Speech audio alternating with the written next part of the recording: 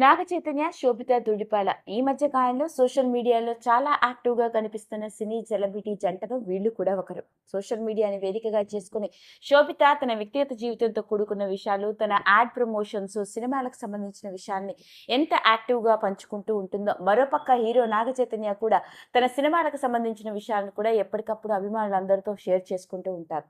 అలాంటి నాగ చైతన్య మొత్తానికి పెళ్ళైన 2 ఏళ్ల తర్వాత తన భార్య చేత చేయించిన పని ఏంటో తెలుసా అంటూ సోషల్ మీడియాని వేదికగా చేసుకొని పెట్టిన ఒక పోస్ట్ ఇప్పుడు నెట్టింట్లో ఆసక్తికరంగా మారింది.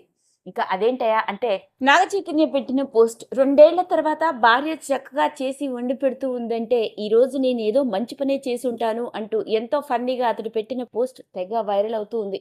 దానికి శోభిత, నువ్వు నన్ను అప్రిషియేట్ చేస్తున్నావా లేదా క్రిటిసైజ్ చేస్తున్నావా అంటూ పెట్టిన కమెంట్ కూడా ఓ హాట్ టాపిక్గా మారింది.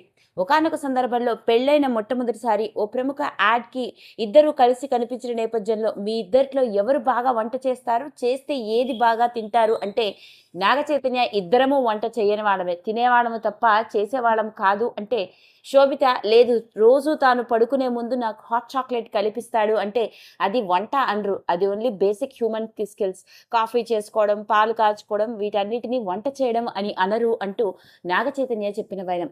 మరి అలా చూసుకున్నట్లయితే శోభితకి పెద్దగా వంట రాదనే అర్థం. అలాంటి తన భార్య చేత మొత్తానికి 2 ఏళ్ల తర్వాత దగ్గరుండి వంట చేయించడం, అంతేకాకుండా ఆవిడ ఎంతో దగ్గరుండి వడ్డించుకుంటూ పెట్టిన పోస్టే నెట్టింట్లో ఆసక్తికరంగా మారింది. అదండి అసలు సంగతి.